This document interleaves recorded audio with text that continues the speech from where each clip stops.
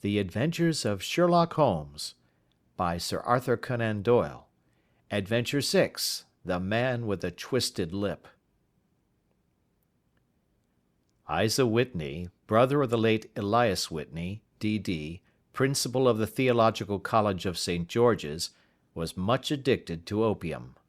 The habit grew upon him, as I understand, from some foolish freak when he was at college, for having read De Quincey's description of his dreams and sensations, he had drenched his tobacco with laudanum in an attempt to produce the same effects.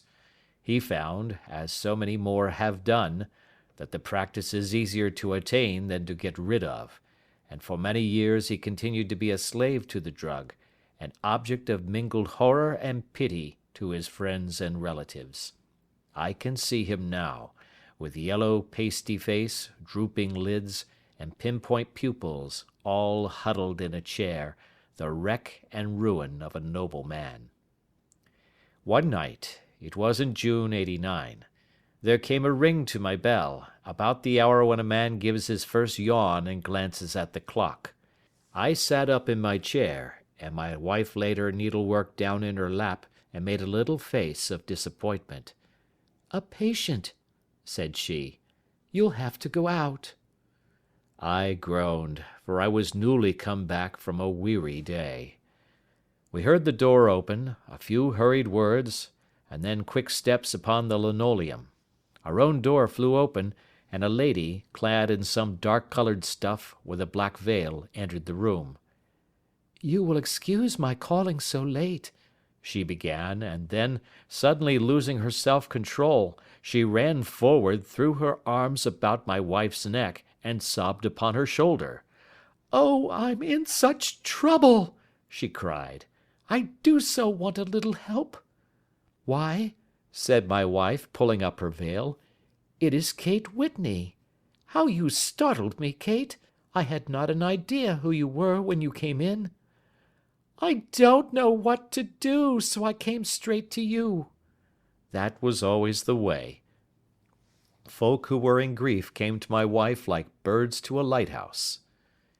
"It was very sweet of you to come. Now, you must have some wine and water, and sit here comfortably and tell us all about it. Or should you rather that I sent James off to bed?" "Oh, no, no! I want the doctor's advice and help too. It's about Isa. He's not been home for 2 days. I'm so frightened about him." It was not the first time that she had spoken to us of her husband's trouble, to me as a doctor, to my wife as an old friend and school companion. We soothed and comforted her by such words as we could find. Did she know where her husband was? Was it possible that we could bring him back to her? It seems that it was. She had the surest information that of late he had, when the fit was on him, made use of an opium den in the farthest east of the city. Hitherto his orgies had always been confined to one day, and he had come back twitching and shattered in the evening. But now the spell had been upon him 48 hours, and he lay there, doubtless among the dregs of the docks, breathing in the poison or sleeping off the effects. There he was to be found, she was sure of it, at the Bar of Gold, in Upper Swandam Lane. But what was she to do? How could she, a young and timid woman, make her way into such a place and pluck her husband out from among the ruffians who surrounded him? There was the case, and of course there was but one way out of it. Might I not escort her to this place? And then, as a second thought, why should she come at all? I was Isa Whitney's medical adviser, and as such I had influence over him. I could manage it better if I were alone. I promised her on my word that I would send him home in a cab within 2 hours, if he were indeed at the address which she had given me.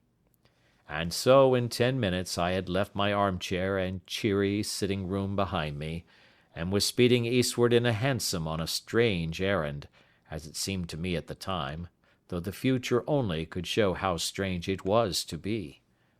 But there was no great difficulty in the first stage of my adventure. Upper Swandam Lane is a vile alley lurking behind the high wharves which line the north side of the river to the east of London Bridge. Between a slop shop and a gin shop, approached by a steep flight of steps leading down to a black gap like the mouth of a cave, I found the den of which I was in search.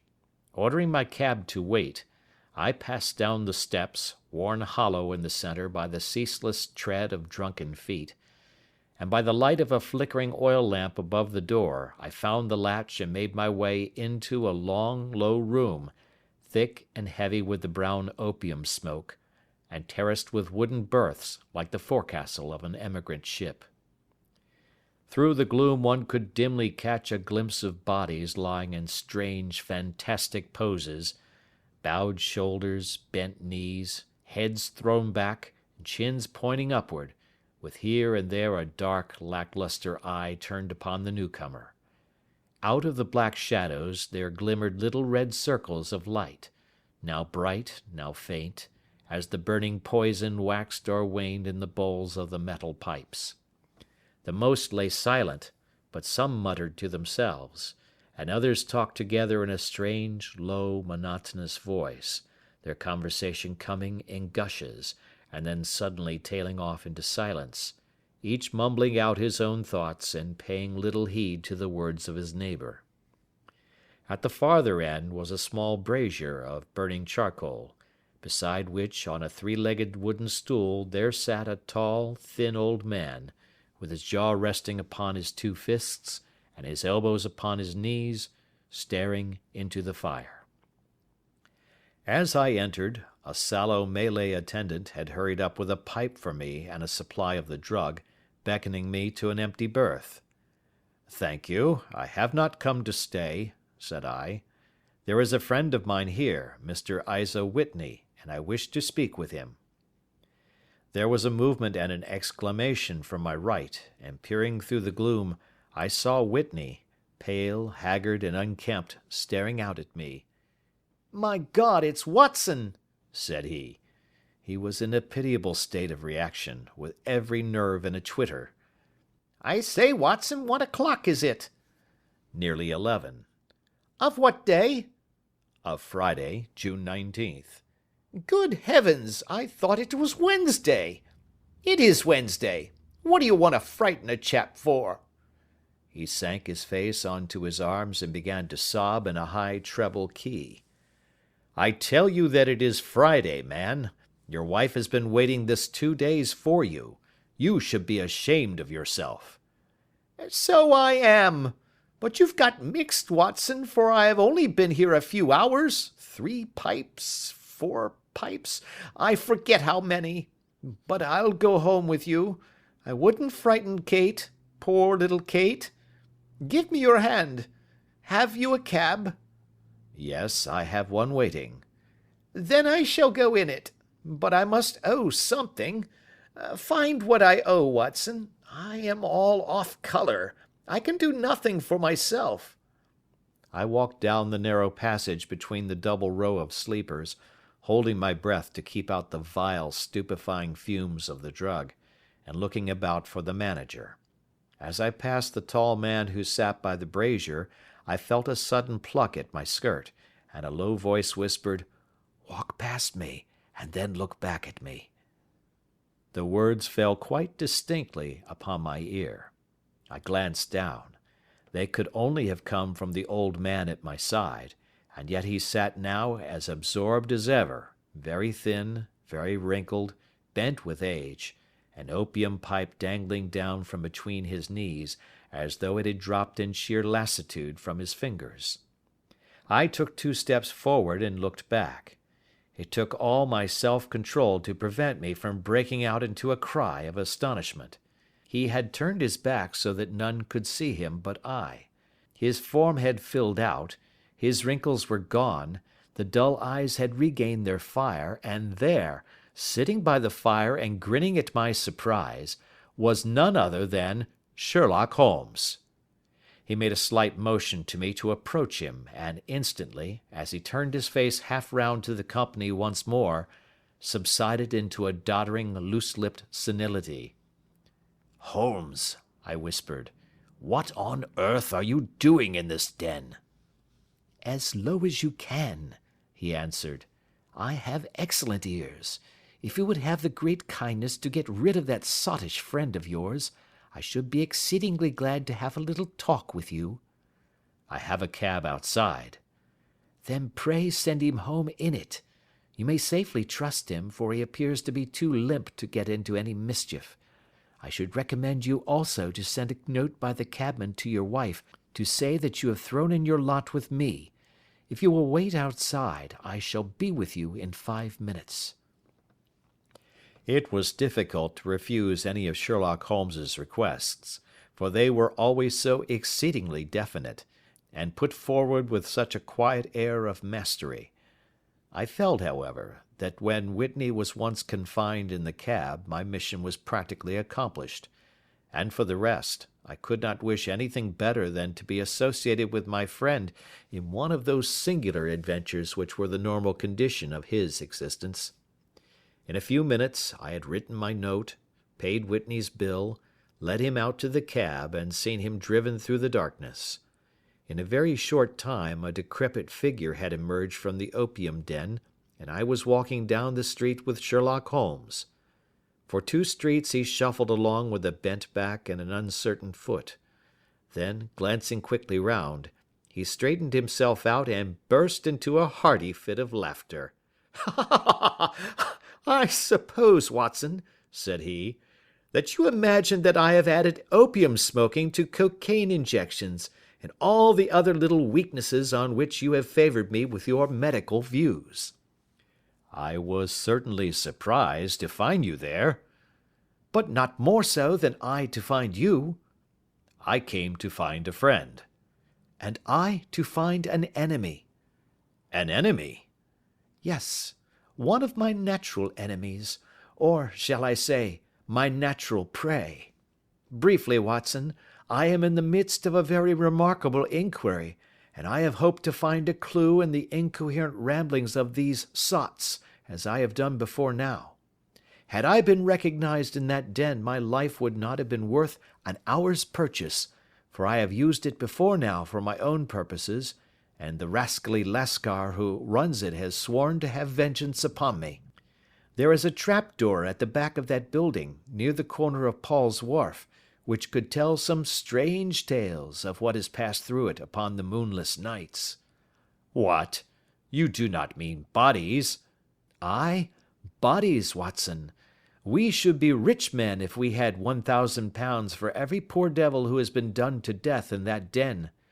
It is the vilest murder trap on the whole riverside, and I fear that Neville St. Clair has entered it never to leave it more. But our trap should be here." He put his 2 forefingers between his teeth and whistled shrilly, a signal which was answered by a similar whistle from the distance, followed shortly by the rattle of wheels and the clink of horses' hoofs. "Now, Watson," said Holmes, as a tall dog-cart dashed up through the gloom, throwing out 2 golden tunnels of yellow light from its side lanterns, "you'll come with me, won't you?" "If I can be of use." "Oh, a trusty comrade is always of use, and a chronicler still more so. My room at the Cedars is a double-bedded one." "The Cedars?" "Yes, that is Mr. St. Clair's house. I am staying there while I conduct the inquiry."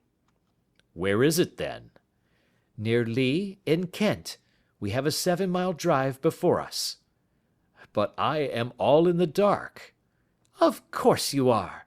You'll know all about it presently. Jump up here. All right, John, we shall not need you. Here's £50. Look out for me tomorrow about 11. Give her her head. So long, then." He flicked the horse with his whip, and we dashed away through the endless succession of sombre and deserted streets, which widened gradually until we were flying across a broad balustraded bridge, with the murky river flowing sluggishly beneath us. Beyond lay another dull wilderness of bricks and mortar, its silence broken only by the heavy, regular footfall of the policemen, or the songs and shouts of some belated party of revellers. A dull wrack was drifting slowly across the sky, and a star or two twinkled dimly here and there through the rifts of the clouds. Holmes drove in silence, with his head sunk upon his breast, and the air of a man who is lost in thought, while I sat beside him, curious to learn what this new quest might be which seemed to tax his powers so sorely, and yet afraid to break in upon the current of his thoughts. We had driven several miles, and were beginning to get to the fringe of the belt of suburban villas, when he shook himself, shrugged his shoulders, and lit up his pipe with the air of a man who has satisfied himself that he is acting for the best. "You have a grand gift of silence, Watson," said he. "It makes you quite invaluable as a companion. 'Pon my word, it is a great thing for me to have someone to talk to, for my own thoughts are not over pleasant. I was wondering what I should say to this dear little woman tonight when she meets me at the door." "You forget that I know nothing about it." "I shall just have time to tell you the facts of the case before we get to Lee. It seems absurdly simple, and yet, somehow I can get nothing to go upon. There's plenty of thread, no doubt, but I can't get the end of it into my hand. Now, I'll state the case clearly and concisely to you, Watson, and maybe you can see a spark where all is dark to me." "Proceed, then." "Some years ago, to be definite, in May 1884, there came to Lee a gentleman, Neville St. Clair by name, who appeared to have plenty of money. He took a large villa, laid out the grounds very nicely, and lived generally in good style. By degrees he made friends in the neighbourhood, and in 1887 he married the daughter of a local brewer, by whom he now has 2 children. He had no occupation, but was interested in several companies, and went into town, as a rule, in the morning, returning by the 5:14 from Cannon Street every night.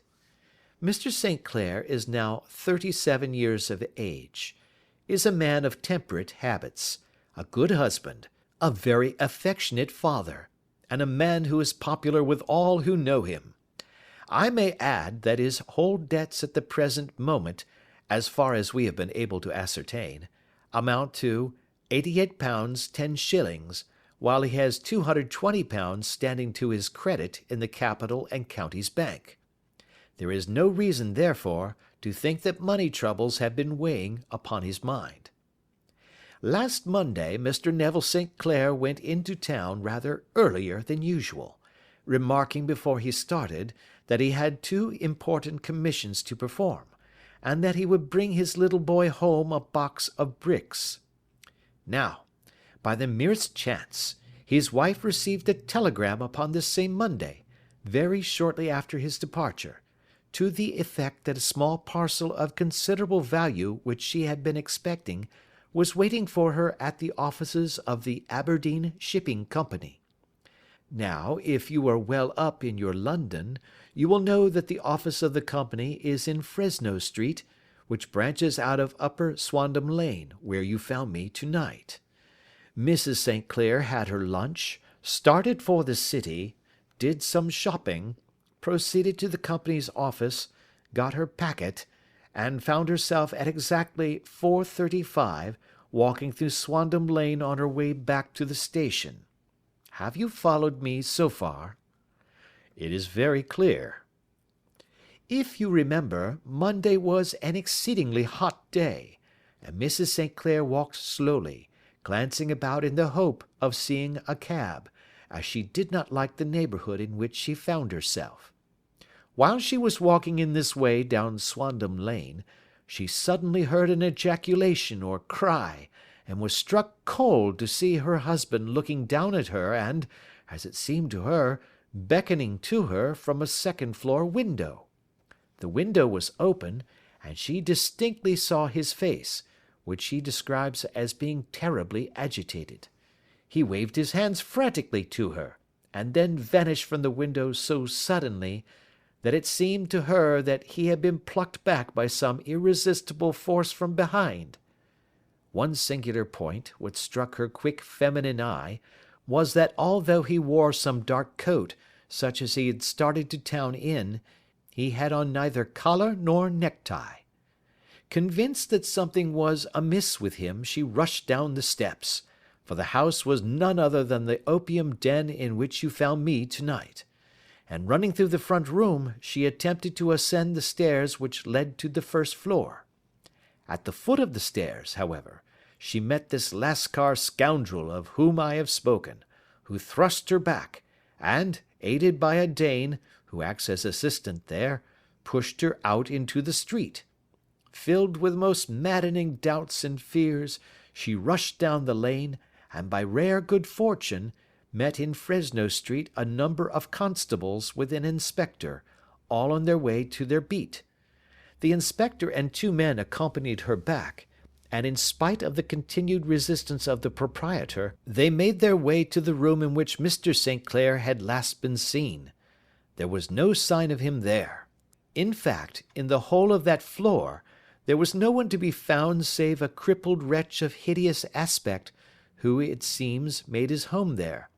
Both he and the Lascar stoutly swore that no one else had been in the front room during the afternoon. So determined was their denial that the inspector was staggered, and had almost come to believe that Mrs. St. Clair had been deluded when, with a cry, she sprang at a small deal box which lay upon the table, and tore the lid from it. Out there fell a cascade of children's bricks. It was the toy which he had promised to bring home.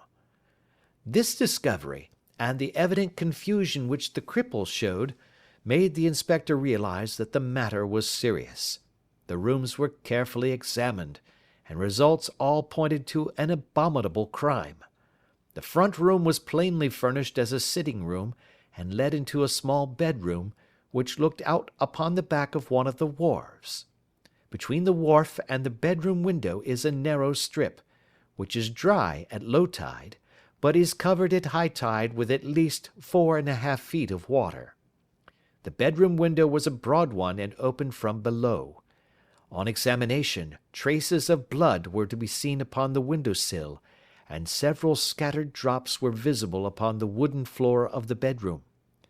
Thrust away behind a curtain in the front room were all the clothes of Mr. Neville St. Clair, with the exception of his coat. His boots, his socks, his hat, and his watch, all were there. There were no signs of violence upon any of these garments, and there were no other traces of Mr. Neville St. Clair.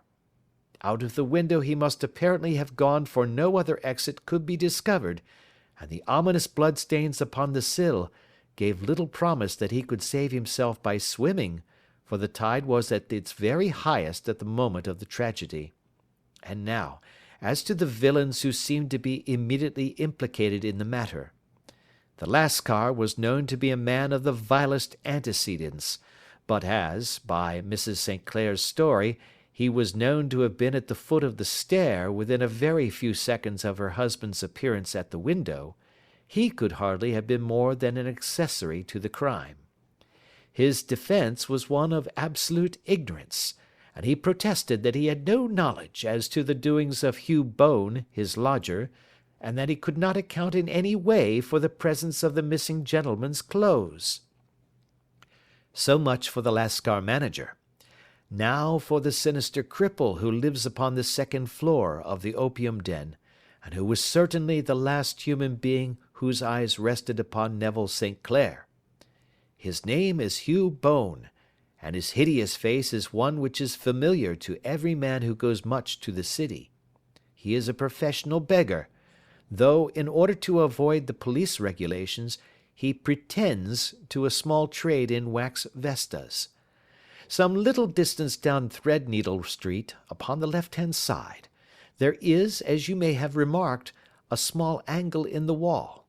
Here it is that this creature takes his daily seat, cross-legged with his tiny stock of matches on his lap, and as he is a piteous spectacle, a small rain of charity descends into the greasy leather cap which lies upon the pavement beside him. I have watched the fellow more than once before ever I thought of making his professional acquaintance, and I have been surprised at the harvest which he has reaped in a short time. His appearance, you see, is so remarkable that no one can pass him without observing him. A shock of orange hair, a pale face disfigured by a horrible scar, which, by its contraction, has turned up the outer edge of his upper lip, a bulldog chin, and a pair of very penetrating dark eyes, which present a singular contrast to the colour of his hair, all mark him out from amid the common crowd of mendicants, and so too does his wit, for he is ever ready with a reply to any piece of chaff which may be thrown at him by the passers-by. This is the man whom we now learn to have been the lodger at the opium den, and to have been the last man to see the gentleman of whom we are in quest. But a cripple, said I. What could he have done single-handed against a man in the prime of life? He is a cripple in the sense that he walks with a limp, but in other respects he appears to be a powerful and well-nurtured man. Surely your medical experience would tell you, Watson, that weakness in one limb is often compensated for by exceptional strength in the others. Pray continue your narrative. Mrs. St. Clair had fainted at the sight of the blood upon the window, and she was escorted home in a cab by the police, as her presence could be of no help to them in their investigations. Inspector Barton, who had charge of the case, made a very careful examination of the premises, but without finding anything which threw any light upon the matter. One mistake had been made in not arresting Boone instantly, as he was allowed some few minutes during which he might have communicated with his friend the Lascar, but this fault was soon remedied, and he was seized and searched, without anything being found which could incriminate him. There were, it is true, some blood-stains upon his right shirt-sleeve, but he pointed to his ring-finger, which had been cut near the nail, and explained that the bleeding came from there, adding that he had been to the window not long before, and that the stains which had been observed there came doubtless from the same source. He denied strenuously having ever seen Mr. Neville St. Clair, and swore that the presence of the clothes in his room was as much a mystery to him as to the police.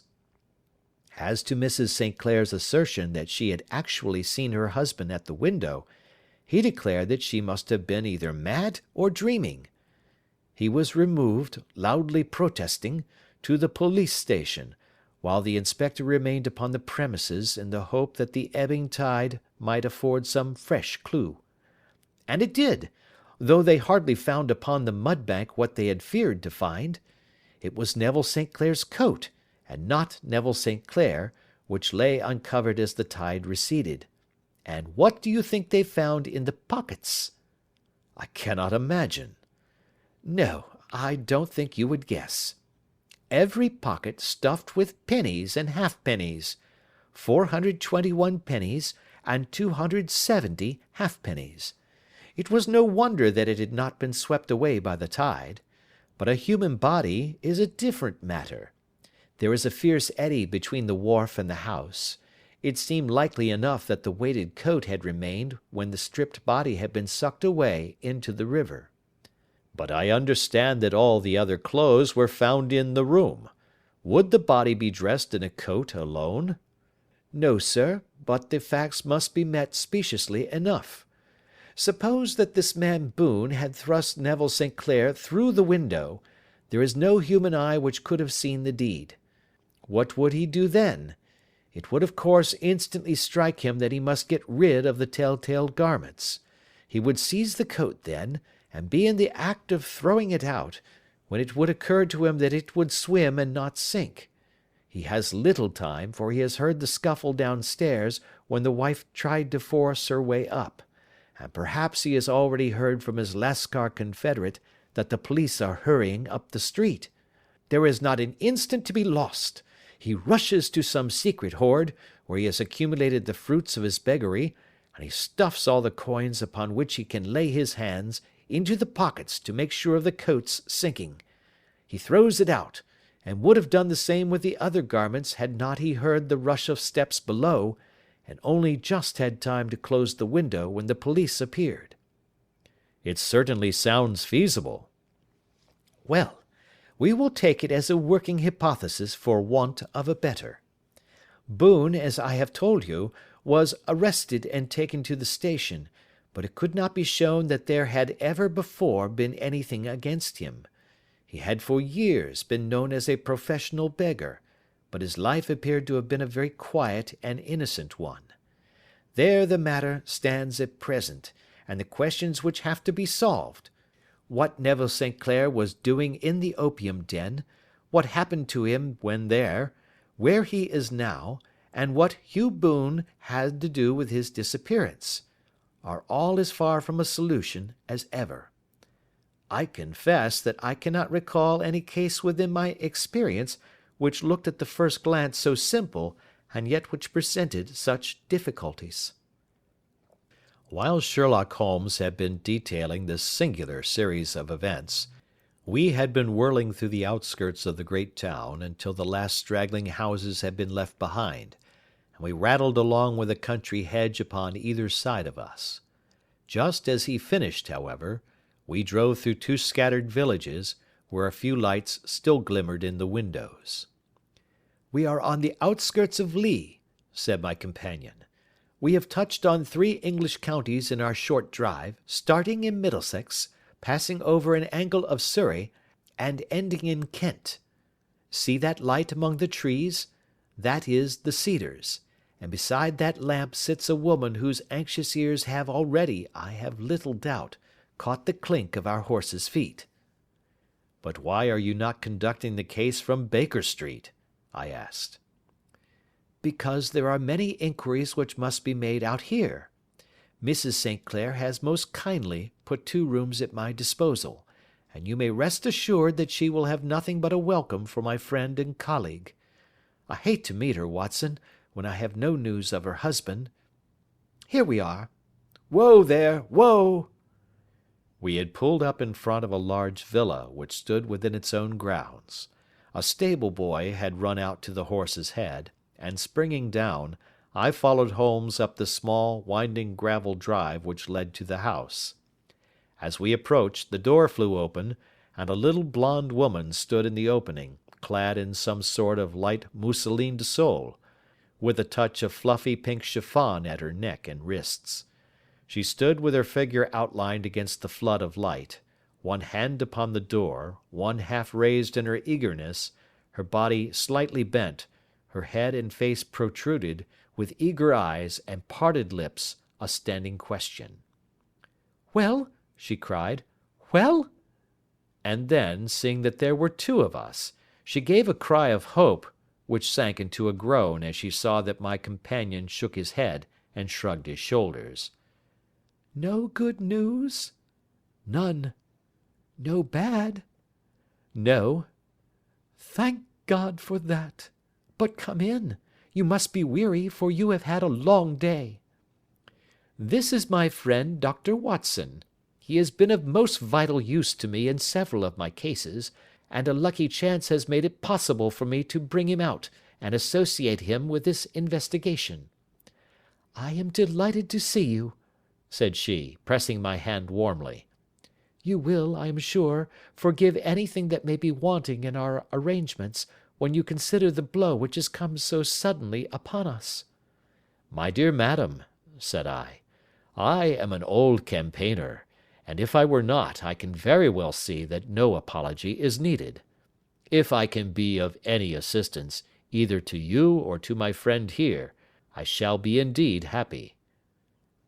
"Now, Mr. Sherlock Holmes," said the lady, as we entered a well-lit dining-room, upon the table of which a cold supper had been laid out, "I should very much like to ask you 1 or 2 plain questions, to which I beg that you will give a plain answer." "Certainly, madam." "Do not trouble about my feelings. I am not hysterical, nor given to fainting. I simply wish to hear your real opinion." "Upon what point?" "In your heart of hearts, do you think that Neville is alive?" Sherlock Holmes seemed to be embarrassed by the question. "Frankly now," she repeated, standing upon the rug and looking keenly down at him as he leaned back in a basket chair. Frankly, then, madam, I do not. You think that he is dead? I do. Murdered? I don't say that. Perhaps. And on what day did he meet his death? On Monday. Then perhaps, Mr. Holmes, you will be good enough to explain how it is that I have received a letter from him to-day. Sherlock Holmes sprang out of his chair as if he had been galvanized. "What?" he roared. Yes, to-day. She stood smiling, holding up a little slip of paper in the air. "May I see it?" Certainly. He snatched it from her in his eagerness, and smoothing it out upon the table, he drew over the lamp and examined it intently. I had left my chair and was gazing at it over his shoulder. The envelope was a very coarse one, and was stamped with the Gravesend postmark, and with the date of that very day, or rather of the day before, for it was considerably after midnight. Coarse writing, murmured Holmes. Surely this is not your husband's writing, madam? No, but the enclosure is. I perceive also that whoever addressed the envelope had to go and inquire as to the address. How can you tell that? The name, you see, is in perfectly black ink, which has dried itself. The rest is of a greyish colour, which shows that blotting paper has been used. If it had been written straight off and then blotted, none would be of a deep black shade. This man has written the name, and there has then been a pause before he wrote the address, which can only mean that he was not familiar with it. It is, of course, a trifle, but there is nothing so important as trifles. Now, let us now see the letter. Ha! There has been an enclosure here. Yes, there was a ring, his signet ring. And you are sure that this is your husband's hand? One of his hands. One? His hand when he wrote hurriedly. It is very unlike his usual writing, and yet I know it well. Dearest, do not be frightened. All will come well. There is a huge error which it may take some time to rectify. Wait in patience. Neville. Written in pencil upon the flyleaf of a book, octavo size, no watermark. Posted today in Gravesend by a fellow with a dirty thumb. Ha! And the flap has been gummed, if I am not very much in error, by a person who has been chewing tobacco. And you have no doubt that it is your husband's hand, madam? None. Neville wrote these words. And they were posted to-day at Gravesend. Well, Mrs. St. Clair, the clouds lighten, though I should not venture to say that the danger is over. But he must be alive, Mr. Holmes. Unless this is a clever forgery to put us on the wrong scent. The ring, after all, proves nothing. It may have been taken from him. No, no, it is. It is his very own writing. Very well. It may, however, have been written on Monday and only posted today. That is possible. If so, much may have happened between. Oh, you must not discourage me, Mr. Holmes. I know that all is well with him. There is so keen a sympathy between us that I should know if evil came upon him. On the very day that I saw him last, he cut himself in the bedroom, and yet I in the dining-room rushed upstairs instantly with the utmost certainty that something had happened. Do you think that I would respond to such a trifle, and yet be ignorant of his death? I have seen too much not to know that the impression of a woman may be more valuable than the conclusion of an analytical reasoner. And in this letter you certainly have a very strong piece of evidence to corroborate your view. But if your husband is alive and able to write letters, why should he remain away from you? I cannot imagine. It is unthinkable. And on Monday he made no remarks before leaving you? No. And you were surprised to see him in Swandam Lane? Very much so. Was the window open? Yes. Then he might have called to you? He might. He only, as I understand, gave an inarticulate cry. Yes. A call for help, you thought? Yes, he waved his hands. But it might have been a cry of surprise. Astonishment at the unexpected sight of you might cause him to throw up his hands? It is possible. And you thought he was pulled back? He disappeared so suddenly. He might have leaped back. You did not see anyone else in the room? No, but this horrible man confessed to having been there, and the Lascar was at the foot of the stairs. Quite so. Your husband, as far as you could see, had his ordinary clothes on? But without his collar or tie. I distinctly saw his bare throat. Had he ever spoken of Swandam Lane? Never. Had he ever showed any signs of having taken opium? Never. Thank you, Mrs. St. Clair. Those are the principal points about which I wish to be absolutely clear. We shall now have a little supper and then retire, for we may have a very busy day tomorrow. A large and comfortable double-bedded room had been placed at our disposal, and I was quickly between the sheets, for I was weary after my night of adventure. Sherlock Holmes was a man, however, who, when he had an unsolved problem upon his mind, would go for days, and even for a week, without rest, turning it over, rearranging his facts, looking at it from every point of view until he had either fathomed it or convinced himself that his data were insufficient.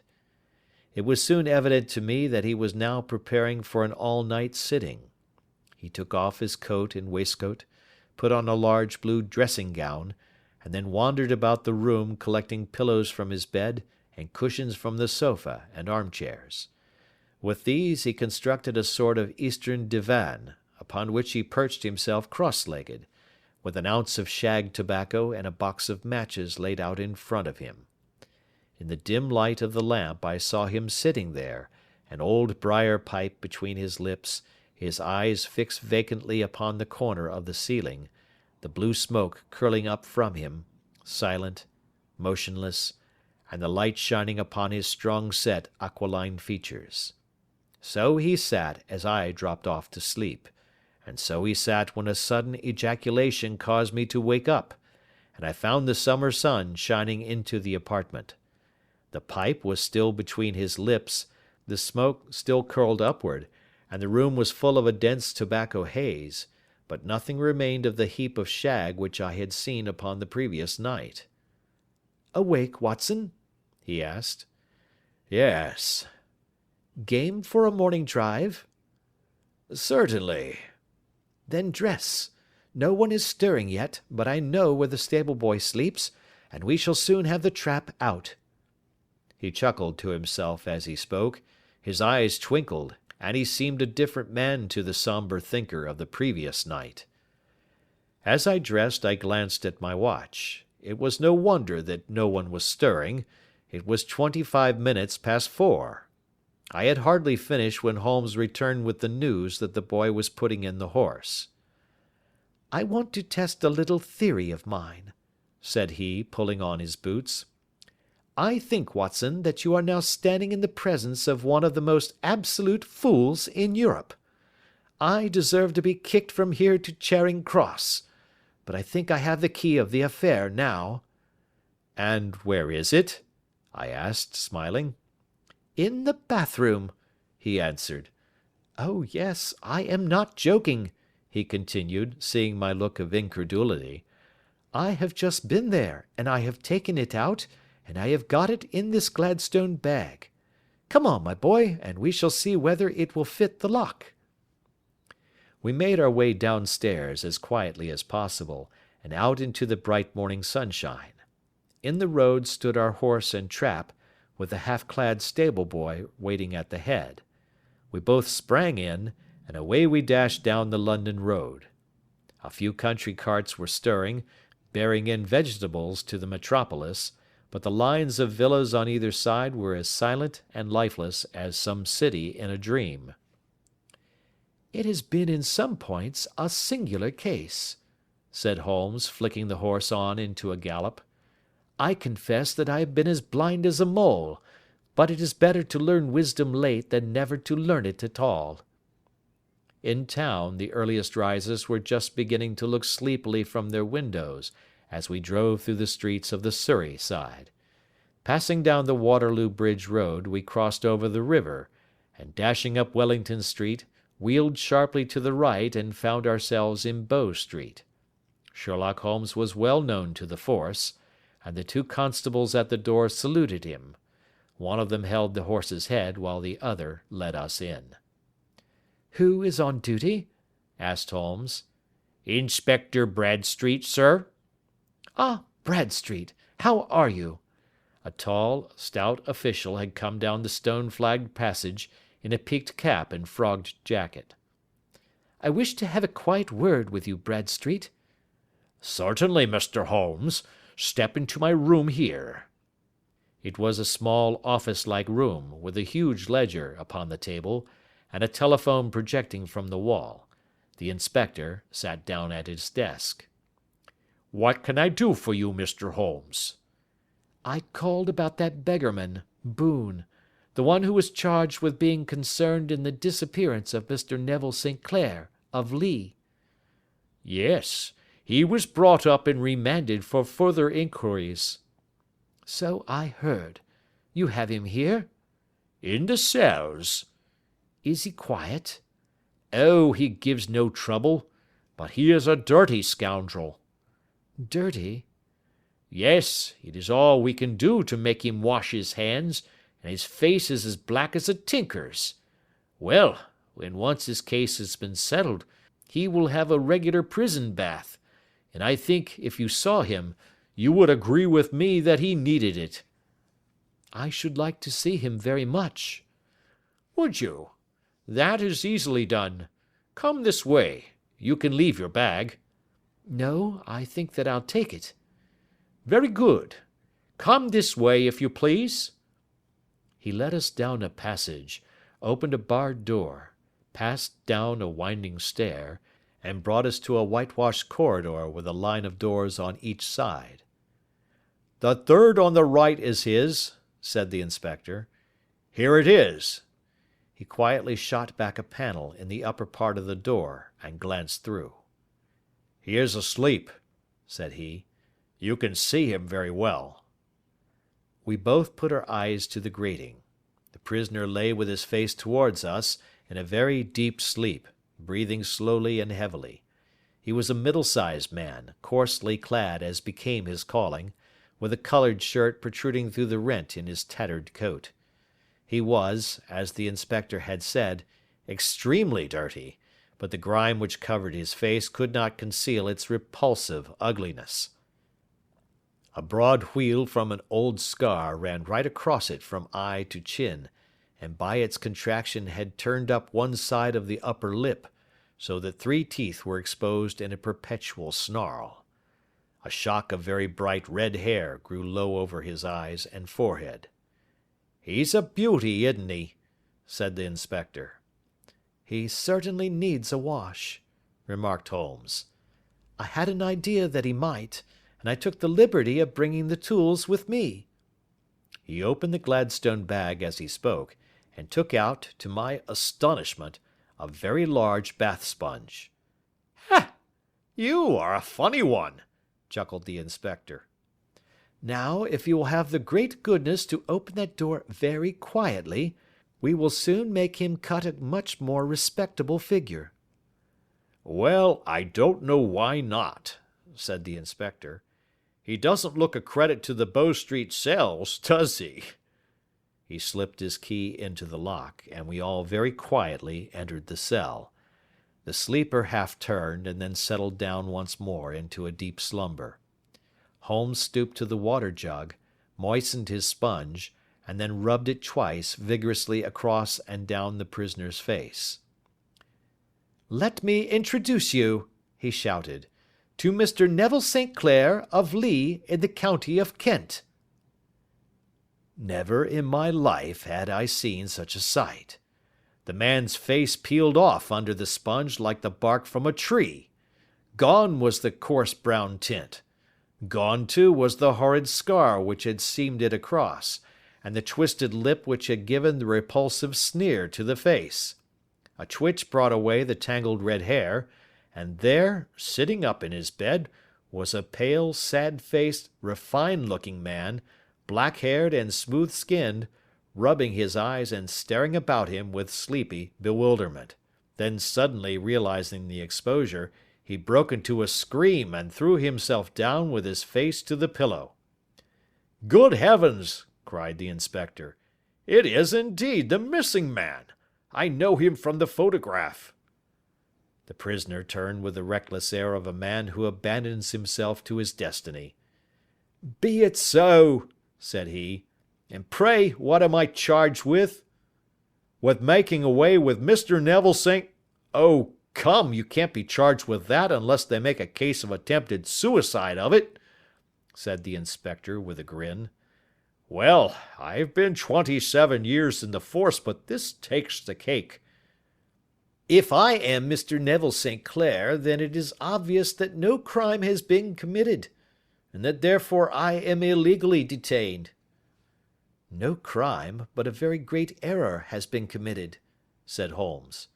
"You would have done better to have trusted your wife." "It was not the wife, it was the children," groaned the prisoner. "God help me, I would not have them ashamed of their father. My God, what an exposure! What can I do?" Sherlock Holmes sat down beside him on the couch, and patted him kindly on the shoulder. "If you leave it to a court of law to clear the matter up," said he, "of course you can hardly avoid publicity. On the other hand, if you convince the police authorities that there is no possible case against you, I do not know that there is any reason that the details should find their way into the papers. Inspector Bradsheet would, I am sure, make notes upon anything which you might tell us and submit it to the proper authorities. The case would then never go into court at all." "God bless you!" cried the prisoner passionately. "I would have endured imprisonment, aye, even execution, rather than have left my miserable secret as a family blot to my children. You are the first who have ever heard my story. My father was a schoolmaster in Chesterfield, where I received an excellent education.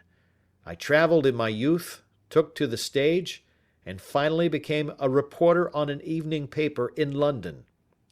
One day my editor wished to have a series of articles upon begging in the metropolis, and I volunteered to supply them. There was the point from which all my adventures started. It was only by trying begging as an amateur that I could get the facts upon which to base my articles. When an actor, I had, of course, learned all the secrets of making up, and had been famous in the green room for my skill. I took advantage now of my attainments. I painted my face, and to make myself as pitiable as possible, I made a good scar and fixed one side of my lip in a twist by the aid of a small slip of flesh-colored plaster. Then, with a red head of hair and an appropriate dress, I took my station in the business part of the city, ostensibly as a match-seller, but really as a beggar. For 7 hours I plied my trade, and when I returned home in the evening, I found to my surprise that I had received no less than 26 shillings 4 pence. I wrote my articles and thought little more of the matter until, some time later, I backed a bill for a friend and had a writ served upon me for £25. I was at my wits' end where to get the money, but a sudden idea came to me. I begged a fortnight's grace from the creditor, asked for a holiday from my employers, and spent the time in begging in the city under my disguise. In 10 days I had the money and had paid the debt. Well, you can imagine how hard it was to settle down to arduous work at £2 a week, when I knew that I could earn as much in a day by smearing my face with a little paint, laying my cap on the ground, and sitting still. It was a long fight between my pride and the money, but the dollars won at last, and I threw up reporting and sat day after day in the corner which I had first chosen, inspiring pity by my ghastly face, and filling my pockets with coppers. Only one man knew my secret. He was the keeper of a low den in which I used to lodge in Swandam Lane, where I could every morning emerge as a squalid beggar, and in the evenings transform myself into a well-dressed man about town. This fellow, a Lascar, was well paid by me for his rooms, so that I knew that my secret was safe in his possession. Well, very soon I found that I was saving considerable sums of money. I do not mean that any beggar in the streets of London could earn £700 a year, which is less than my average takings, but I had exceptional advantages in my power of making up, and also in a facility of repartee, which improved by practice and made me quite a recognized character in the city. All day a stream of pennies, varied by silver, poured in upon me, and it was a very bad day in which I failed to take £2.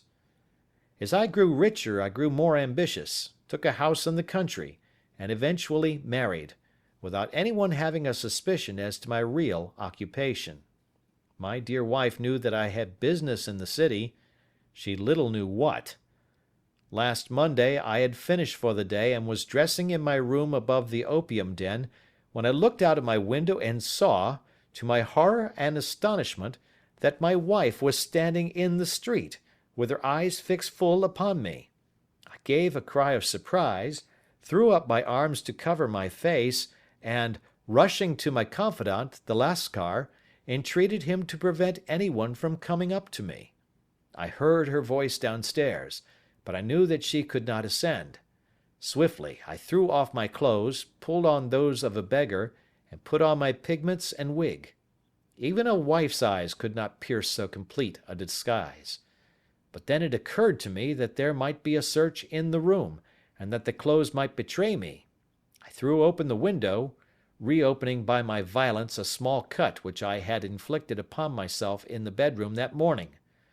Then I seized my coat, which was weighted by the coppers which I had just transferred to it from the leather bag in which I carried my takings. I hurled it out of the window, and it disappeared into the Thames.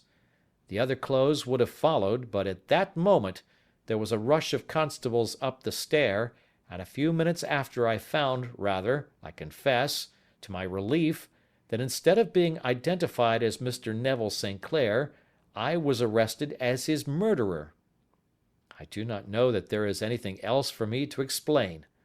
I was determined to preserve my disguise as long as possible, and hence my preference for a dirty face.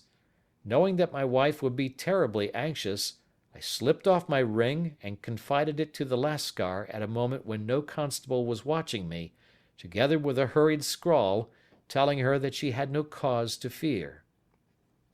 "That note only reached her yesterday," said Holmes. "Good God! What a week she must have spent!" "The police have watched this Lascar," said Inspector Bradstreet, "and I can quite understand that he might find it difficult to post a letter unobserved. Probably he handed it to some sailor customer of his who forgot all about it for some days." "That was it," said Holmes, nodding approvingly. "I have no doubt of it. But have you never been prosecuted for begging?" "Many times. But what was a fine to me?" "It must stop here, however," said Bradstreet. "If the police are to hush this thing up, there must be no more of Hugh Boone." "I have sworn it by the most solemn oaths which a man can take." "In that case, I think that it is probable that no further steps may be taken. But if you are found again, then all must come out. I am sure, Mr. Holmes, that we are very much indebted to you for having cleared the matter up. I wish I knew how you reach your results." "I reach this one," said my friend, "by sitting upon 5 pillows and consuming an ounce of shag. I think, Watson, that if we drive to Baker Street we shall be just in time for breakfast." End of Adventure 6.